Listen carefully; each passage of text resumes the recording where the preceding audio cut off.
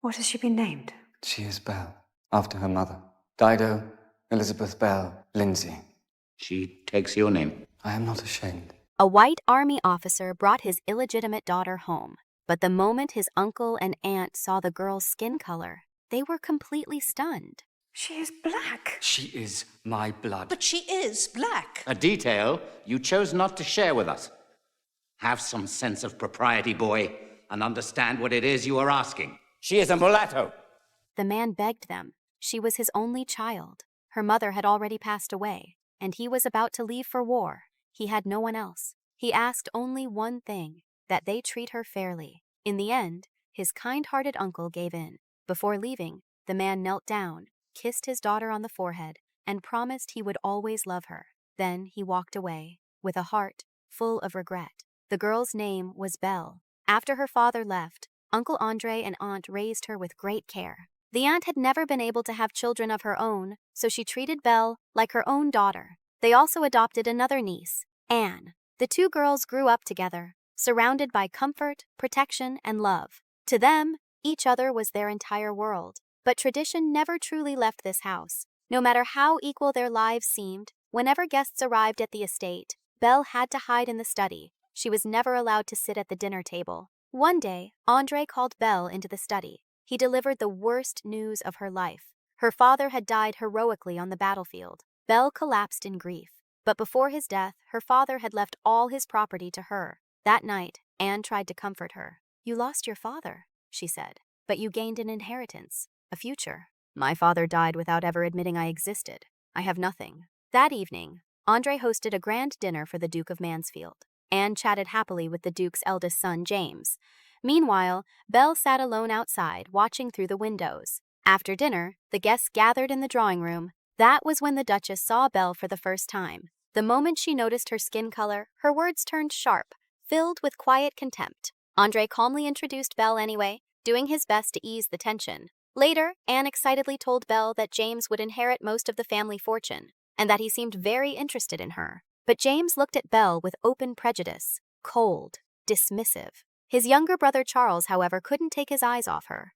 You will refrain from any intercourse with the Negro. Lord and Lady Mansfield may find it fascinating to have a lady mulatto running around in their house, but I will not have one running around in mine. She is an heiress. Although exceptions can be made. It is said her father left her a rather vast fortune. I mean to say, if that is your inclination. She is rather soft on the eye. I have thought no further of it, Mamma. Where do you get your information? Her sister cousin has a rather fast tongue. You will not be dining with us, Dido. Of course. But I may join after dinner, may I not? Yes, such are the rules, and you know them well. Papa, how may I be too high in rank to dine with the servants and too low to dine with my family? Dinner with guests is a formal proceeding, Dido. We simply can't impose upon visitors our disregard of those formalities. But am I not wealthy now? An heiress? Surely that changes matters. Oh, my dear, if it were so simple. The girl sat in front of the mirror, scratching at the dark skin that never seemed to belong to her. She was the daughter of a white aristocrat. She inherited his fortune. But none of that could change one thing: her skin. And in this world, that alone decided how she would be treated. That day, Belle went to find John. She needed the truth about the Zong ship, about the black slaves drowned at sea. Cornered, John finally told her everything. 132 people were murdered, not because they had committed a crime, but because they were sick. And once sick, they were no longer valuable. So the captain and crew chose the cheaper option: throw them into the ocean, then claim insurance money. Belle broke down. Since when? Did a human life have a price tag? When her uncle learned that John had told her the truth, he exploded. He ordered John to leave the estate immediately. But before walking away, John asked one final question. I wonder whether the value you extend to your very precious mulatto niece, well, I wonder if it amounts to more or less than the £30 insurance the traders are asking for each life they murdered. Good day, my lord.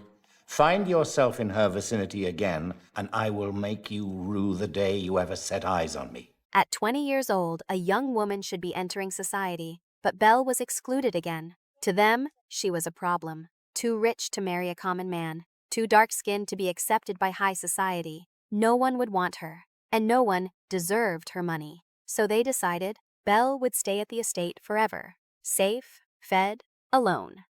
Elizabeth would go out into society instead, but Belle couldn't accept a lifetime locked inside luxury. So she followed her aunt and Elizabeth into the social world.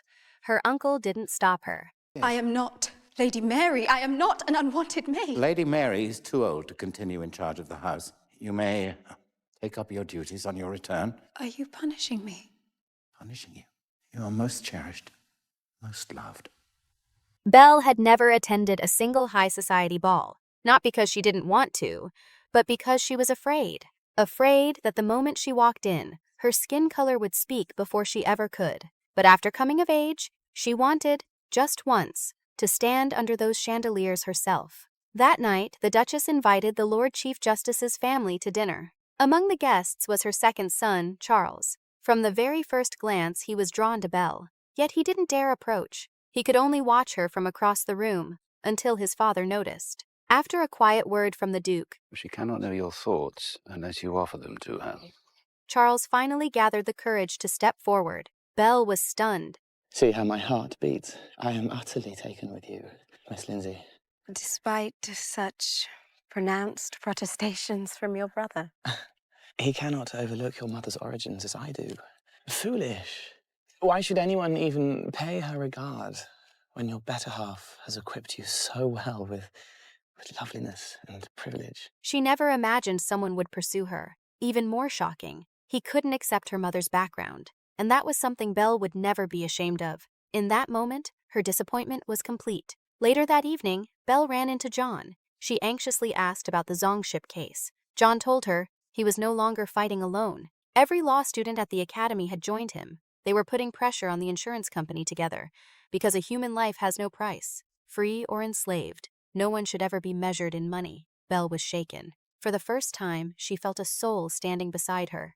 The same belief, the same fire. She waited for John to say more, but he didn't, because in his eyes, he was only a pastor's son, and she was far beyond his reach. Belle walked away in silence. 1 month later, Charles formally proposed. She didn't love him, but she knew this was the best option she would ever be given, maybe the only one, so she accepted. After the engagement, reality struck hard. Because Belle was mixed race, her fiancé's older brother openly insulted her. She never expected such ugliness from a so-called noble family. Good Lord, I forgot. You have ensnared my brother. Tell me, are you to share his dining room as well as his bed? Oh, Mr. James, your manners are as poor as your brother's finances. And you are foolish enough to marry him. I, on the other hand, have no further use for your impoverished cousin. Though she does make for rather amusing sport. Nearby, her cousin Elizabeth stood watching. Belle wanted to expose the man's true face, but James suddenly grabbed her arm and dragged her back. His eyes were vicious, terrifying. Before she could react, his hand slid lower. Belle froze, humiliated, shaken. That moment planted fear deep in her heart, fear of the future she had agreed to. Dare you? With ease.